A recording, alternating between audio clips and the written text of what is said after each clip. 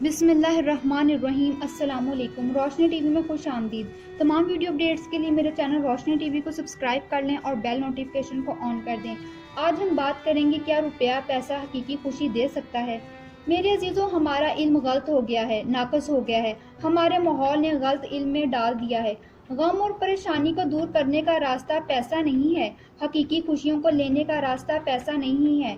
ذرا غور کریں، عبد الرحمن ثالث نے 50 برس حکومت کی، پھر ایک دن خود ہی کہنے لگا کہ میں نے ایک دن اپنی زندگی کا حساب کیا، 50 سال کی حکومت میں میری خوشی کے صرف 14 دن تھے۔ اور میرے عزیزوں، ذرا یہ دیکھیں، اللہ والوں کی ایک جماعت امریکہ گئی، وہاں پتہ چلا کہ سب سے دولت مند شخص امریکہ میں آج کل غمگین رہتا ہے۔ پوچھا گیا کہ کیوں غمگین رہتا ہے؟ وہ کہنے لگا کہ 50 سال کی عمر سے زیادہ ہو گئی ہے میری، اب آگے موت نظر آ رہی ہے، روزانہ یہ غم ہے کہ اتنی بڑی دولت اب یہ چلی جائے گی اور میں مر جاؤں گا۔ میرے عزیزوں، یہ اب ایسا غم ہے کہ جس کو ساری دنیا کی دولت دور نہیں کر سکتی۔ چنگیز خان دنیا کا سب سے بڑا فاتح ہے، 65 سال کی جنگیں لڑتا رہا، ایک دن بہت اداس تھا، لوگوں نے پوچھا کہ خاقان کیا بات ہے؟ چنگیز خان نے کہنے لگا کہ عمر تو گزر گئی لڑائیاں لڑتے، جب حکومت کرنے کا وقت آیا تو اب میرے پاس عمر نہیں ہے۔ پھر چنگیز خان نے دنیا کے سارے حکیم اکٹھے کیے، ان سے کہا کہ کوئی علاج بتائیں جس سے میری عمر زیادہ ہو جائے۔ اب سارے حکیم چپ، کوئی نہ بولا۔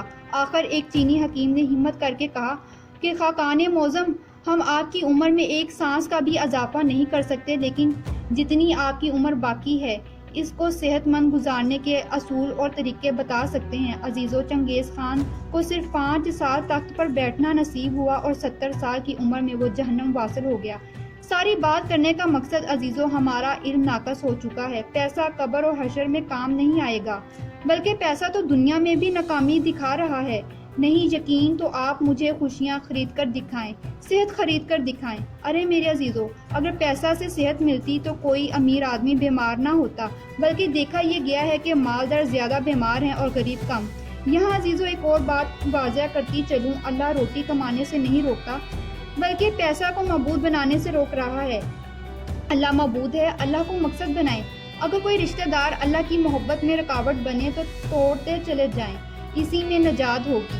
ہمارے پیارے نبی حضرت محمد صلی اللہ علیہ وآلہ وسلم نے فرمایا، اے میری امت، تمہارے فقر کا مجھے کوئی ڈر نہیں، مجھے ڈر ہے جس دن دنیا تم پر پھیل جائے گی، کھل جائے گی، پھر تم اس کے پیچھے دوڑو گے جیسے پہلے لوگ اس کے پیچھے دوڑے۔